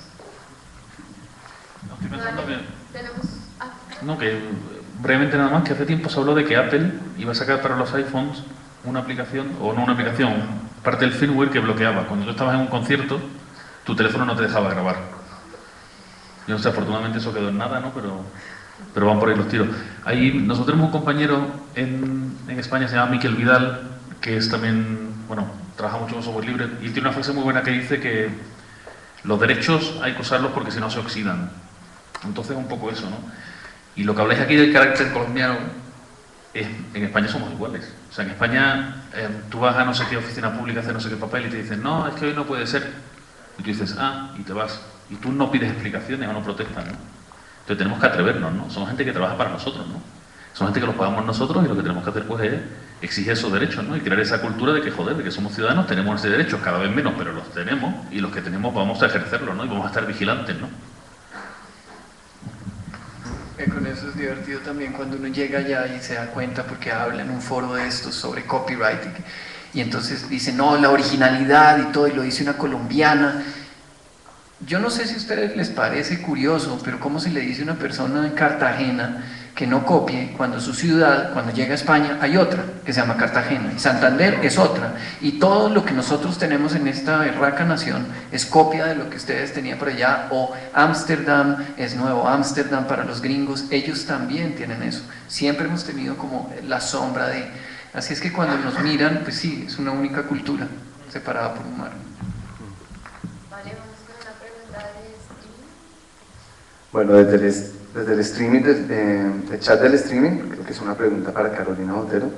Vidal Jiménez nos dice: ¿no sería conveniente acudir a las organizaciones internacionales tales como la Comisión Interamericana de Derechos Humanos, en donde claramente esta ley viola el artículo 13 de la Convención Americana de Derechos Humanos y de la propia Constitución, si esta ley es aprobada por la Corte Constitucional, específicamente el artículo 20, a que nuestra Constitución se tiene que adecuar al Tratado Internacional y el bloque de constitucional de los países asociados?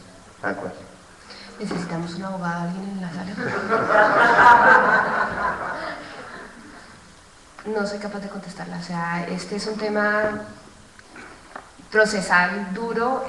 La Corte Interamericana de Derechos Humanos tiene un procedimiento que implica un agotamiento, hasta donde sé, si digo bestialidades, olviden, pero implica el agotamiento de un trámite interno. Lo que nosotros en este momento estamos analizando es la demanda de constitucionalidad, porque esta es una ley ordinaria, con lo cual no va a tener un control de constitucionalidad, como lo tuvo por ejemplo el TLC, no necesita que nadie lo demande, él pasa a control de constitucionalidad. En el caso en cambio de esta ley no va a tener control de constitucionalidad, así que hay que demandar. Nosotros estamos en ese proceso, pero otra vez necesitamos un abogado. Mi capacidad llega hasta un cierto punto y en eso estamos mirando cuáles son las opciones legales. Eso es la parte que yo puedo decir. Luego, por el otro lado, yo creo que vamos a adelantar acciones. Eso lo estamos discutiendo en el pequeño grupo para formularlo ya más al resto y pedir el apoyo y pasar a lo demás.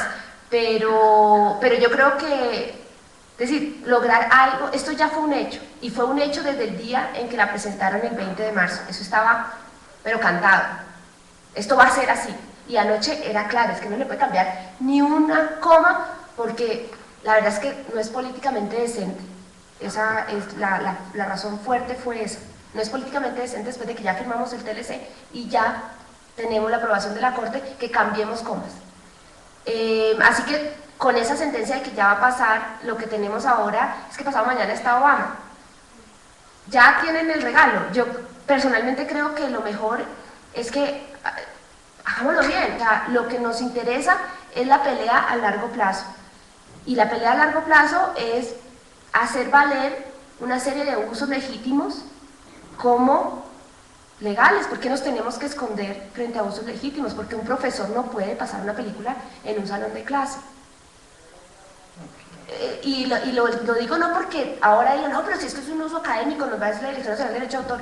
Bueno, entonces digámoslo de frente que puede, porque yo he visto profesores que van a la Luz Ángel Arango, dicen necesito una película para pasarla en mi salón de clase y voy a traer a mis estudiantes, queremos ver esta película, le preguntan cuántos son, si son más de 10 no se puede porque eso es una exhibición pública. Entonces claro, la ley podrá decir a veces, pero si no la hacemos clara, el de la portería te va a frenar y te va a decir que no se puede, porque está ese problemita. Entonces, seamos claros frente a los derechos que tenemos los usuarios y estas posibilidades de recreación empecemos a hacerlas valer, a que tengan un espacio. Si es que yo estoy segura de que hay cosas que no se... Es decir, temas como la pornografía infantil, pues a ver quién nos va a defender. El tema de Mega Upload, como para poner un ejemplo reciente, tiene una cantidad de matices que incluso desde lo legal son complicados. Yo no sé hasta qué punto uno puede defender que se gane tanto dinero con producciones de otros que además no quieren que lo hagas. Eso creo que genera un problema. Pero que Mega Upload, por eso, sea totalmente ilegal como el caso de Pablo, pues no lo es. En Megaupload había un montón de gente haciendo usos legales, tenía sus contenidos, había subido, compartía sus cosas, o incluso cosas que permitían, como con licencias Creative Commons. Entonces tenemos que coger como en cosechita, como cuando uno coge el trigo, separa el grano y la paja. Y la ley tiene que hacer eso. Tenemos que insistir en ese lugar. Para no extenderme más, yo en el tema de acciones, vamos en este momento a mirar qué posibilidades tenemos. Esa es como mi responsabilidad de coordinación y de mirar por dónde está el tema de la demanda, qué demandamos, cómo lo demandamos, tengo que aprender mucho. Y del otro lado, las acciones que se tomen y cómo lo vamos a hacer. Yo sé que es terrible en estos momentos esperar, pero creo que merecemos la confianza de que nos esperen un poquito. Tengan un poquito de paciencia. Yo creo que para la próxima vamos a tener capacidad de reacción mejor. Necesitamos comunicadores sociales, necesitamos gente que nos ayude. Y si no, pues paciencia, lo vamos a hacer. Tranquilos, ahí vamos. Yo iba a completar un poco sobre la situación que tenemos ahora en España en el mismo aspecto, ¿no? Nosotros tenemos la ley SINDE, que es la equivalente a la ley IERA, como estamos haciendo hoy, y la ley ha sido aprobada y ya está en ejercicio, ya está funcionante, ¿no? Entonces esta ley es una ley muy curiosa porque lo que han hecho con esta ley ha sido quitarse de en medio a los jueces, ¿no? Hay un montón, fundamentalmente, de webs de enlaces que fueron demandadas por lo penal, por lo civil, por no sé cuánto, y que todas perdieron. Y como veían que con la ley no podían hacer nada, pues crearon esta ley SINDE, que funciona en base a una comisión administrativa del Ministerio de Cultura que decide qué web cerrar o qué web... a qué web obligarle a quitar contenidos o cerrarla. Y, bueno, ahora está esto en funcionamiento. Desde el 1 de marzo está en funcionamiento la comisión. Nosotros, igual que vosotros, pues estudiamos un poco qué es lo que podemos hacer. Entonces, unos colectivos activistas, aquí está Dani, que mañana hará su ponencia, quizá por hablar un poco de eso, preparó una acción que fue una autoinculpación el primer día. El primer día de la ley SINDE a las 9 de la mañana no estaban allí los grandes productores cinematográficos, no. Estaban 3 perroflautas con 200 denuncias. Las presentamos allí y estamos esperando a ver qué pasa, ¿no? Porque es como absurdo, toda la ley es absurda y no va a funcionar, ¿no? También hay una asociación de internautas que, igual que aquí, lo ha llevado al Tribunal Constitucional, porque se entiende que vulnera una serie de derechos. Eso pues saldrá una resolución dentro de 3.000 años. No me cabe la menor duda que en uno de los primeros procesos que hayan también habrá unas cuestiones de vulneración de derechos fundamentales, de libertad de expresión y tal, y que se llevarán a tribunales europeos. Nosotros también tenemos una serie de tribunales allí que van subiendo y que todavía, como todavía no está funcionante, pues no ha pasado, pero supongo que también pasará. Y también una cuestión que es muy simpática, muy interesante y estamos muy expectantes a ver qué pasa, ¿no? Como digo, la ley SINDE permite ahora cerrar una serie de webs que tú antes no podías cerrar y que ahora por lo visto sí puedes, ¿no? Entonces hay una cuestión aquí con una posible prevaricación por parte de la gente de esa comisión que decide cerrar esa web. Entonces, ha habido la gran suerte, o no sé muy bien cómo ha pasado, que una de las webs denunciadas es una web que ya por la vía civil y por la vía penal fue absuelta. Entonces una web que ya ha sido claramente absuelta 18 veces y que ahora se supone que la van a cerrar. Un abogado, David Bravo, el abogado que es uno de los abogados que sale en la película, mandó un escrito a la comisión esta del Ministerio de Cultura informando de todas estas resoluciones, ¿no? Para que ellos supieran que pues ha habido esta sentencia y no sé qué, 5 páginas, un escrito, para informar a todos esos funcionarios de que ya ha vivido una serie de resoluciones y tal que decían que ese tipo de web de enlaces no son ilegales y no se pueden cerrar. Entonces ahora estamos un poco expectantes a ver cuando le toque esa web, a ver qué es lo que hacen. Si la cierran, pues bueno, entonces hay que decir, pero joder, si hay unos tribunales que han dicho que no y que no, ¿cómo la cierran? Vamos a discutir. Si no la cierran y hace la vista gorda, decir, bueno, si tú esta web no la cierras es porque lo que hace es legal. Bueno, pues estas otras 7 webs son iguales, ¿qué pasa con ellas? Entonces, bueno, estamos ahí en ese plan y vamos a ver qué pasa, ¿no? Todavía no han empezado, yo creo que no saben muy bien cómo abordarlo, están un poco asustados porque es una ley técnicamente inaplicable además. Dani quizá también puede contar mañana, cuando sacaron la ley, el colectivo de los activistas sacó un manual técnico de cómo saltarte la ley con 7 pasos, entonces era como ridículo. Esta gente lanzó la ley que preveía una serie de cuestiones de DNS, de cambiarte no sé qué y tal, y que todos son fácilmente, muy sencillamente solucionables, ¿no? Eso por una parte, la parte técnica, digamos, ¿no? Y la parte legal tampoco funciona. Entonces estamos ahora en ese impasse donde se supone que la ley SINDE, más que, digamos, de una forma efectiva, lo que se supone que van a hacer va a ser una especie de golpes, de grandes golpes mediáticos de coger una web grande y cerrarlas y tal. Pero bueno, vamos a ver qué pasa y estas cosas judiciales tardarán, sin ningún tipo de duda, pero vamos, yo personalmente creo que no va a funcionar, la ley no sirve, yo creo que además es inconstitucional en una serie de cosas y que tendrá una vida limitada, pero bueno, ya veremos qué es lo que pasa, ya os iremos contando. A mí ayer como lego completamente me parecía sorprendente cómo en el Senado hubo una detención fácilmente media hora, mientras decidían cómo era que se tenía que votar. Y entonces se pasaban unos libros, que eran unos tomos como el álgebra de Baldor 2 veces más gorda, en donde estaban todos los argumentos y todas las normas de la votación. O sea, que es una cosa que uno espera que ya sepan, ¿no? Porque es el trabajo de todos los días. Y a mí lo que me parece aterrador es que estas personas que están haciendo estas legislaciones realmente se las están aplicando es a sus hijos, o sea, a los hijos de Carolina. Porque si estas leyes son tan difíciles de aplicar, ayer yo oía términos que son ridículos. Es que estamos actualizando a la realidad de la situación actual los tratados. Y entonces hablaban de tratados del 2007. Del 2007 al 2012 han pasado tantas cosas, tantos capítulos, tantas historias en internet, que ya no tiene nada que ver lo que nosotros hacíamos en esa época. Entonces es un movimiento tan paquidérmico el que tiene la ley, que es realmente asustador, siento yo. Sí, pero lo terrible es que mientras tanto se asusta. Inmediatamente, apenas uno conoce que eso está así, pues asusta. Y creo que ese es el pánico mayor, que la gente queda paralizada. Como también hoy han habido varias entrevistas en algunos medios y les decía, mire, yo no sé qué de esto pueden aplicar, pero lo que sí sé es que mucha gente se va a asustar. Y eso es lo peor, porque cuando uno está asustado no crea también. No soy capaz de... Yo me empiezo a pensar, ¿será que sí? ¿Será que no? Es como vestirme para una fiesta, me pongo estos zapatos, ¿será que no? Hago el ridículo, entonces me voy con lo más seguro, que normalmente es pelo corto y corbatica, y ya, y salimos del paso. Entonces cuando uno empieza a darse cuenta de eso, es una sociedad tan asustada que no está cuestionando ni siquiera las leyes. Entonces sí creo que eso toca tenerle miedo. Vale. ¿Qué tal si empezamos con unas conclusiones? Pues, como, digamos, 5 minutos máximo para que hagamos cierre de discusión. Les plantearía como dos preguntas, digamos, como afirmaciones de mi parte, es como la cultura libre es la muerte del creador, y por otra parte es como de cuáles son las potencias y las dificultades, que un poco ya estábamos en este tema, de lo que pasó ayer, ¿no? O sea, como, ¿qué es lo que queda? Ya escuchamos un poco el caso de la huelga de enlaces en España. ¿Qué se puede decir de lo que viene, ¿no? De aquí en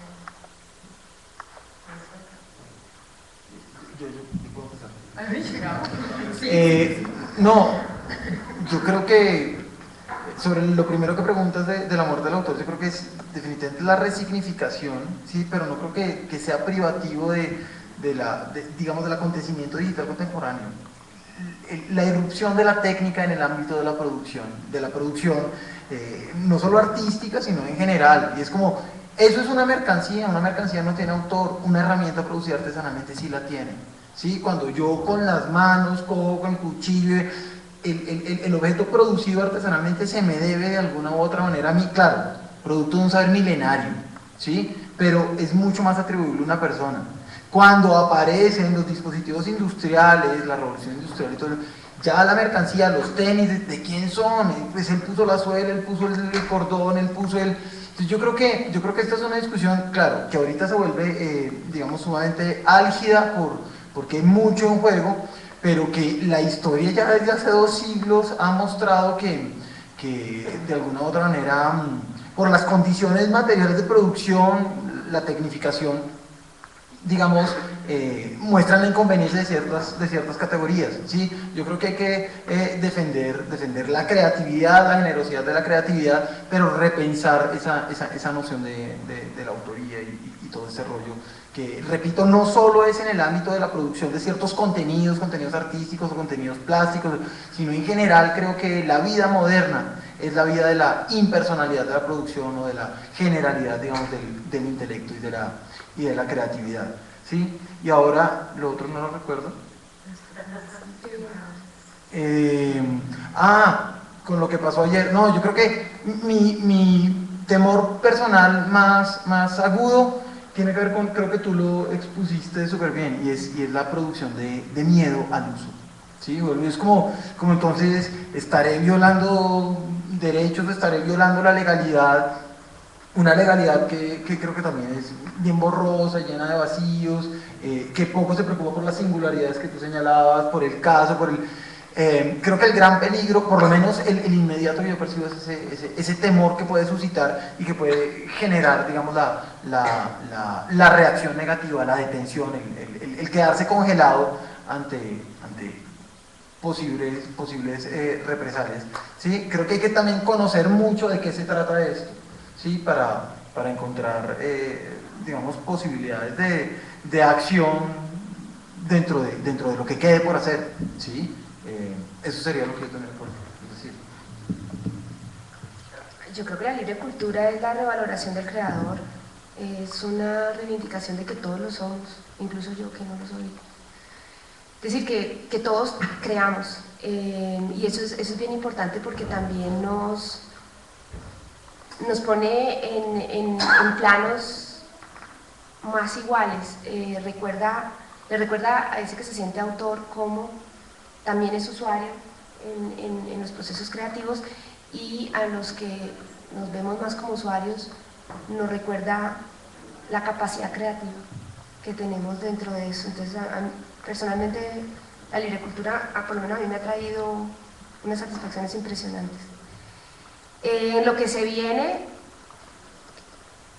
pues mucho trabajo, pero yo creo que yo soy optimista, porque está llegando más gente, porque tenemos ya una visibilidad, podemos movernos, tenemos un espacio que no teníamos hace tan solo unos meses, y eso nos ayuda. Ojalá fuera más, ojalá pudiéramos tener mejor capacidad de reacción, pero bueno, ahí vamos, haremos lo que podamos, y solo podemos esperar. No hemos llegado al pico, en eso estoy segura, y por eso repito que no estamos trabajando para nosotros. La tendencia global que se ve es muy compleja. Lo que sucedió con CINDE no es diferente de lo que sucedió con ACTA en Estados Unidos. ACTA se aprueba, y en Estados Unidos, como es lo normal en la mayoría de los países, cuando un tratado internacional se aprueba, debe pasar por el Congreso, para que el Congreso lo ratifique y lo pasa luego a un control constitucional. Esto es un trámite más o menos normal en todos los países. ACTA, cuando fue aprobado y debía pasar al Congreso norteamericano, se dieron cuenta de lo que sucedió en México, cómo en México la reacción del Congreso ante un tratado que no fue consultado, que se negoció en secreto, que no sé qué, fue muy visceral.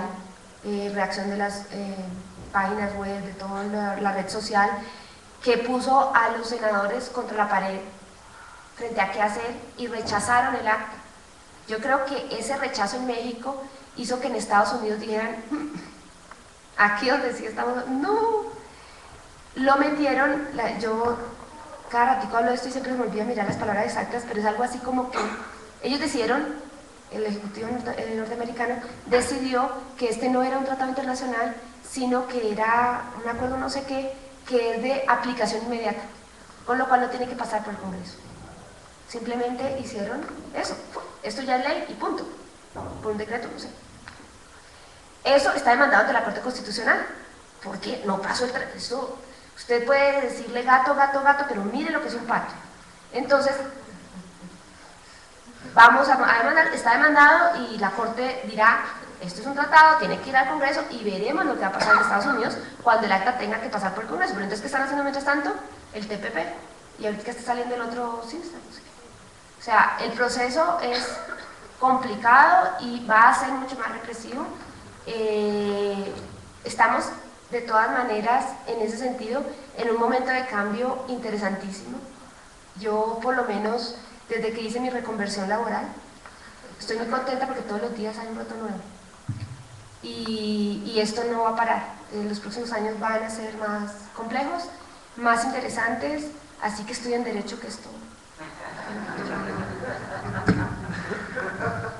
Pues yo no sé, yo creo que desde siempre la cultura ha sido libre. Lo que nos han metido últimamente es que yo la puedo empaquetar y la puedo distribuir y puedo ver todo. De hecho, muchas de estas personas que son artistas y que han creído en las formas de explotación tradicional, después han cuestionado las copias que sus editores decían que estaban vendiendo y demás, porque era imposible saber qué era lo que realmente pasaba ahí. Hay casos claros, históricos de eso. Yo creo que lo más importante que está pasando ahorita es lo que dice Carolina: yo soy creador, y hay una parte bonita de esa palabra que es que yo creo, pero pues está el yo hago a mi imagen y semejanza, o simplemente yo creo que estoy haciendo a mi imagen y semejanza. Ese creer, esa yo siento que soy capaz, creo que es lo más importante. Creo que Colombia es una nación de creadores, y no sé si sea diciente, pero ayer estuvieron como 8 horas y media echando carreta o paja o hablando, y de todas formas no lo iban a dejar pasar en una ley que tenía que ver con ideas y creación. Yo pensaba que este era un país agrario, pero la discusión sobre el registro de las cosas vegetales, yo creo que demoró minuto 30 segundos. O sea, fue ridículo, y era una cosa que es más, pero nosotros creemos que creamos, entonces creemos que hay una cantidad, y yo siento que eso es lo más importante. Ahora bien, bajarle los humos a los artistas y los creadores, porque Superman no existe, y eso de yo poder controlar todos los usos de todas las maneras, de todas las... ni Thor, nadie, Flash, nadie puede hacer eso. Lo que sí pueden hacer es que por dármela de superhéroe me sacan a mí como creador de mi obra. Es lo más triste, que en el Capitán América no sepa nadie quién es Jack Kirby, y sí recuerden a la casa que produce la película. Es completamente intolerable para mí oír el discurso del autor cuando yo sé que esas grandes corporaciones están sacando de primera mano a veces a los autores, porque pueden ser personajes incómodos en algunas situaciones. Siento que los autores tienen que bajarle y descubrir que son como los demás. O sea, a mí, yo creo que el señor que inventó el croissant o el roscón le gustaría alimentar a sus hijos de su gran creación pastelera, porque yo inventé el roscón, yo soy el roscón original, o no sé cómo se puede decir eso. Pero realmente la cultura humana es, si usted no viene a hacer roscones mañana no va a ganar. Entonces pues me parece muy bonito el One Hit Wonder y todo eso que tuvimos en otras épocas, pero como lo decía el cantante Ron DMC, la tecnología no lo dio, la tecnología no lo quitó. Sí, tuvimos una época en que yo podía salir y podía ser Elvis Presley, me podía volver un gordo asqueroso que me iban a recordar como yo era al principio, pero eso no va a seguir dándome dinero, o no me va a dar dinero de la forma que lo hacía, que es, digamos, uno de los grandes principios que hay detrás de tu documental. Y siento que eso es importante, enseñarle a la gente, no que tú eres único, original e irrepetible, sino que eres parte de un grupo humano y que debes hacer lo que ese grupo te está pidiendo. Si estás en Colombia, haz una obra para colombianos y que te entendamos acá, y que después la podamos llevar a otras partes y mostrarla, que es lo que siempre nos había hecho. Pero eso de copiar a los que están por fuera, porque es lo que toca, Colombia tiene talento, no, tenemos talento sin necesidad de ese tipo de tonterías. Entonces siento que toca bajarle a los humos y entender que es una profesión más como las que están en el Museo del Oro. Bueno, sobre la cultura libre, yo lo primero que diría es que yo no soy un talibán, en el sentido que entiendo que todo tiene que ser cultura libre y licencia abierta, o sea, cada uno que haga lo que quiera, ¿no? A mí lo que pasa es que el trabajar en estos ámbitos de la cultura libre como autor me ha dado una satisfacción y unas alegrías, es como un orgasmo cósmico, ¿no? Cuando alguien coge una de mis obras y la remezcla o hace una obra derivada y tal, es que yo no puedo ser más feliz. Yo invitaría a los autores más tradicionales que se expongan a eso, ¿no? También tiene la parte esa de, no sé cómo decirte, ¿no? Tu autoría, que es como tu niño, supongamos que somos unos escritores, ¿no? Tú escribes y tú has puesto tu coma aquí y no la has puesto allí porque la has puesto aquí. Entonces, tu coma está aquí. Y dejar que alguien te mueva tu coma es como muy... Pues que lo prueben, porque además es que, no sé, yo es que solo le veo ventajas, ¿no? Esa cuestión también de esa comunidad, ¿no? La cultura libre está unida, igual que el software libre, a un concepto de comunidad, y es hacer cosas con gente, y hacer cosas entre todos. Y eso a mí me parece absolutamente maravilloso, ¿no? Y si además al concepto de cultura libre, o licencia libre en este caso, ¿no?, le unes el tema de Internet, entonces ya es que no puede ser la persona más feliz del mundo, ¿no? Es que cualquier chavalito que esté en una aldea por ahí detrás de las montañas esas y que haga una canción y se grabe, es que puede llegar al mundo. O sea, puede llegar al mundo. Entonces, solo me parece positivo, yo no le veo cosas malas. Sí respeto la gente que sigue con otras cuestiones, pero me parece absolutamente beneficioso y, vamos, yo lo tengo clarísimo, lo tengo absolutamente clarísimo, ¿no? En cuanto a la segunda cuestión, que es lo que se votó ayer aquí, yo no conozco bien los detalles, pero yo básicamente lo meto todo en el mismo saco. O sea, tú llámala ley Lleras, llámala Adopi, llámala ley Sinde, llámala Sopa, Pipa, la última cuál es, Cispa, todo acaba en PA. Todas esas leyes yo creo que no nos tienen que engañar porque no van de propiedad intelectual. O sea, todo esto no se trata de proteger la creación de nadie. Y tampoco, eso por supuesto, y tampoco se trata de proteger los intereses comerciales de las grandes corporaciones norteamericanas, ¿no? Se trata de controlar Internet, porque es que Internet es muy malo, porque es que nos permite ponernos de acuerdo, y eso es muy malo, y no les gusta. Entonces tenemos que estar súper vigilantes, ¿no? Y cada uno con su ritmo y sus circunstancias que tengan su país y sus fuerzas, ¿no? Por ejemplo, en ACTA en España ha sido también muy penoso que no ha habido prácticamente movilización.